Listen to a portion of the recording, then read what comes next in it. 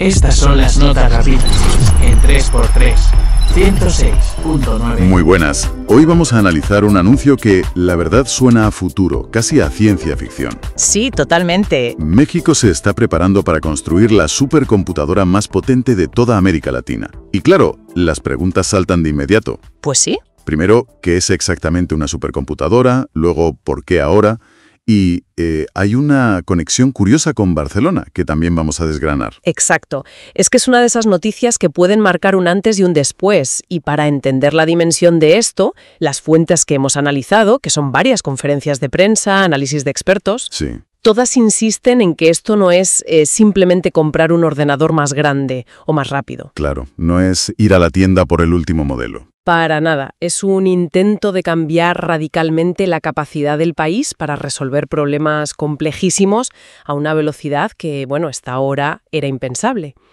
Hay un concepto que se repite mucho y que para mí es la clave de todo. A ver, Soberanía tecnológica. soberanía tecnológica. Me gusta cómo suena, la verdad. Esa idea de no depender de otros para procesar tus propios datos, para, no sé, entender tu propia realidad. Justo. Pero vayamos a lo básico, si te parece. Cuando oímos supercomputadora, yo creo que muchos imaginamos un ordenador de sobremesa gigante, una torre enorme. Sí, es la imagen típica. Pero según las fuentes, la idea no va por ahí. ¿Cómo podríamos explicarlo de forma sencilla? Pues mira, hay que olvidarse de un solo cerebro gigante. Una de las fuentes usa una analogía que es, la verdad, brillante, para visualizarlo. La de la autopista, ¿no? Esa misma. Imagina que tu ordenador, el de casa o el de una empresa, es una autopista de peaje con, digamos, 4 carriles. Vale, Si intentas meter miles de coches a la vez, ¿qué pasa? un atasco monumental. Exacto. Pues Coatlicue, que es como se va a llamar la máquina mexicana, Coatlicue. sería como construir de repente una autopista de 400 carriles. El tráfico, que en este caso es la información, fluye de forma masiva, casi instantánea. Ese es el poder del procesamiento en paralelo. O sea, miles de procesadores trabajando a la vez como si fueran miles de carriles. Eso es. Vale, la analogía de la autopista queda clarísima, pero para que nos hagamos una idea de la magnitud, eso en cifras, ¿cómo se traduce? ¿Cuántos coches más pueden pasar por ahí? Ahí es donde la escala se vuelve casi incomprensible. A ver, un ordenador normal, incluso uno de alto rendimiento, puede hacer operaciones en el orden de un 1 seguido de 9 ceros. 1.000 millones, un gigaflop. Eso es. Pues una supercomputadora como la de Barcelona, el Mare Nostrum, en la que se inspira este proyecto, se mueve en el orden de un 1 seguido de 15 ceros. 15. 15. Su capacidad teórica es de 314 billones de operaciones por segundo. Es una cifra tan abstracta que marea. Dicho de otra forma, ¿qué significa eso en la práctica, en el día a día? Pues significa que problemas que hoy tardarían años en resolverse se pueden solucionar en horas o en días. Vaya. Las fuentes mencionan un ejemplo muy concreto del gobierno mexicano. Procesar toda, pero toda la información de su agencia tributaria, el SAT, a veces les lleva hasta 30 días. Un mes. Un mes. Con esta tecnología, ese tiempo se reduciría a unas pocas horas. Y la futura máquina mexicana, Coatlicue, tendrá una capacidad de entre 20 y 30 petaflops. Petaflops, otro de esos términos que suenan a nave espacial. ¿Cómo aterrizamos eso? Un petaflop es 1.000 billones de operaciones por segundo. A ver, para ponerlo en una perspectiva más humana, una de estas máquinas podría hacer en un solo segundo lo que a una persona con una calculadora le llevaría literalmente cientos de millones de años. Es una locura. Y con esos 20 o 30 petaflops, México se colocaría al nivel de supercomputadoras que operan hoy en Suiza o Francia y dejaría muy atrás a la más potente que hay ahora en América Latina, que está en Brasil y tiene unos 5 petaflops. O sea, un salto de como mínimo 4 veces más potencia. Como mínimo. Entiendo la escala, es abrumadora. Pero México no está haciendo esto solo, y ahí es donde entra la conexión con Barcelona. ¿Por qué asociarse con el Barcelona Supercomputing Center? Pues porque es uno de los centros de referencia en el mundo, con 20 años de experiencia ya. El acuerdo es muy inteligente, la verdad. ¿En qué sentido? Mientras México construye su propia infraestructura, un proceso que las fuentes estiman que tardará entre 24 y 36 meses. 2-3 años. Eso es. Pues durante todo ese tiempo, a partir de 2026, podrá empezar a usar la capacidad del superordenador de Barcelona. Funciona como un puente tecnológico. Ah, qué bueno. Para que los equipos mexicanos puedan empezar a entrenarse y a trabajar ya, ¿no?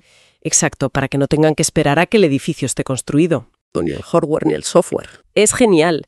Pero más allá de la anécdota, lo que realmente impresiona de Valero, y que las fuentes recogen muy bien, es su perspectiva sobre la evolución de todo esto. Describe un ritmo vertiginoso. Sí. El Mare Nostrum 5, el actual, es 10.000 veces más rápido que el primero, el de 2004. 10.000 veces.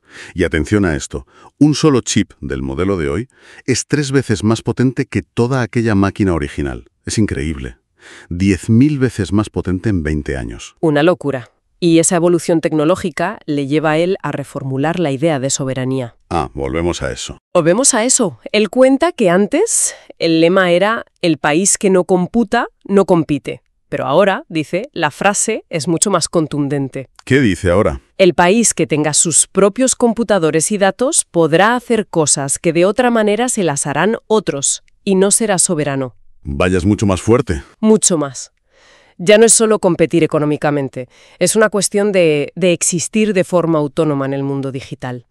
Y por eso, de hecho, el BSC ya está trabajando en diseñar sus propios chips europeos. Para reducir la dependencia del hardware estadounidense, imagino. Exacto. Entiendo la potencia, la alianza estratégica, pero todo esto es la fontanería del proyecto, por así decirlo. La pregunta del millón es, ¿qué problemas reales va a resolver esto en el día a día? Las fuentes mencionan un abanico de usos enorme. Enorme y muy variado. A ver, por un lado están las aplicaciones que podríamos llamar clásicas. ¿Cómo cuáles? Pues predicciones climáticas, para anticipar huracanes con muchísima más precisión o para modelar sequías. También la agricultura, analizando millones de imágenes de satélite para optimizar cultivos. Claro. Y por supuesto la ciencia pura. Crear lo que llaman gemelos digitales. Gemelos digitales. Sí, representaciones virtuales ultradetalladas del cuerpo humano, de una ciudad o del planeta entero para hacer simulaciones. Y también se habla mucho de su uso en el gobierno, ¿verdad? Para procesar los datos de la agencia tributaria o de las aduanas. Una de las fuentes llega a sugerir que esto va a poner en serios aprietos a los grandes evasores fiscales. Sí, y ese es un punto que las fuentes económicas destacan mucho. No es solo un juguete para científicos. Claro. Tiene que tener un retorno. El argumento es que la inversión podría pagarse sola si logra aumentar la recaudación fiscal en un pequeño porcentaje, simplemente al detectar patrones de evasión que hoy son invisibles por la pura magnitud de los datos. Entiendo. Pero en medio de todas estas aplicaciones, las fuentes revelan una que es quizás la más inesperada y la más controvertida. A ver. La lucha contra la delincuencia organizada. Ahí es donde la cosa se pone seria. ¿Cómo se aplicaría eso? Pues la idea que se plantea es que esta supercomputadora podría cruzar en segundos información que hoy está en silos, totalmente incomunicados. ¿Datos fiscales, financieros? Exacto. Datos fiscales, financieros, registros de la propiedad, movilidad criminal, todo junto. Esto permitiría hacer cosas que hoy son lentísimas o directamente imposibles. Por ejemplo. Detectar en minutos redes de empresas fachada que se usan para blanquear dinero. Mapear las rutas del narcotráfico cruzando datos de transporte y aduanas, o analizar miles de horas de vídeo de vigilancia para identificar patrones de comportamiento. En esencia, encontrar las conexiones que son invisibles para un analista humano. Suena a una herramienta de inteligencia potentísima. Pero, y aquí es donde las fuentes más críticas ponen el dedo en la llaga, nos recuerdan un caso muy concreto, el del huracán Otis. Sí, un punto muy importante. La información sobre la rápida intensificación del huracán existía gracias a los modelos, pero no se tradujo en una acción gubernamental lo suficientemente rápida y eficaz. Ese es el gran pero del proyecto. Claro, ¿de qué sirve una máquina que te da la respuesta correcta si la organización humana que hay detrás es incapaz de usarla a tiempo? Has dado con el núcleo del escepticismo que recorre varios de los análisis. El potencial es innegable, pero todas estas aplicaciones dependen de una premisa que está un poco en el aire. Que la organización sea tan eficiente como la máquina. Exacto. Que la organización humana detrás sea tan buena como la propia máquina. Y como dice una fuente, de forma muy directa, hay funcionarios que no toman decisiones correctas ni con una simple hoja de cálculo. Duro pero realista. El verdadero cuello de botella no es tecnológico, es humano y burocrático. Ese factor humano parece ser el gran pero entonces. Pero no es el único. Las fuentes también señalan desafíos muy prácticos. Empezando, como siempre, por el dinero. Claro, la primera pregunta es ¿cuánto cuesta todo esto? Las cifras que se manejan son de entre 3.000 y 4.500 millones de pesos para construirla. Una cantidad importante. Sí, y a eso hay que sumarle unos 300 o 375 millones anuales para operarla. Para mantenerla, claro. Es mucho dinero, pero una de las fuentes lo pone en una perspectiva interesante. Es menos del 2% de lo que costó el Tren Maya. Bueno, visto así, ayuda a valorar la escala de la inversión. Sí, relativiza un poco la cifra. Y luego están los requisitos físicos. Esto no es algo que se puede enchufar en cualquier oficina, ¿verdad? En absoluto. Una máquina así es una auténtica bestia energética. Requiere un voltaje ultra estable, una subestación eléctrica propia, sistemas de refrigeración masivos que consumen cantidades ingentes de agua. Vaya. Las fuentes indican que en todo México solo unas pocas ciudades como Ciudad de México, Monterrey o Querétaro tienen la infraestructura industrial necesaria para albergarla. O sea que la ubicación es un factor crítico. Crítico. Y a esto se suma otra duda que plantea un analista, la transparencia. ¿Sobre qué? ¿Quiénes van a ser los proveedores de la tecnología? México compra los chips y el hardware, no los desarrolla. Y saber de quién dependerá es una cuestión estratégica clave. Entiendo. Entonces, además de la burocracia, tenemos el coste, la infraestructura y la dependencia tecnológica. ¿Se mencionan otras dudas o alternativas que se podrían haber explorado? Sí. Está, por ejemplo, el problema de la calidad de los datos. El viejo principio de la informática. Basura entra, basura sale. Claro, si los datos de partida son malos. El resultado será malo, por muy potente que sea la máquina. Es inútil si los datos que se le introducen no son de calidad, no están limpios y bien estructurados. Y ese es un trabajo previo gigantesco y poco glamuroso, pero esencial. ¿Y otras vías? ¿Otras tecnologías? Pues sí, otras fuentes se preguntan si no se podrían haber explorado otras vías. Algunos mencionan la computación cuántica, aunque reconocen que es una apuesta a muy, muy largo plazo. ¿Demasiado futurista, quizá? Quizá. Otros, de forma más realista, sugieren que se podría haber potenciado proyectos que ya existen y que son más económicos, como la red GridUNAM. ¿En qué consiste eso? Es una filosofía diferente. En vez de construir un cerebro gigante, se crea una colmena de cerebros más pequeños. Básicamente se une a la capacidad de cómputo de muchos ordenadores normales distribuidos por el país para que trabajen juntos. Computación distribuida. Exacto. Es menos potente para ciertos problemas muy específicos, pero es más resiliente y desde luego más barato. Así que, resumiendo un poco el panorama, tenemos una dualidad muy clara.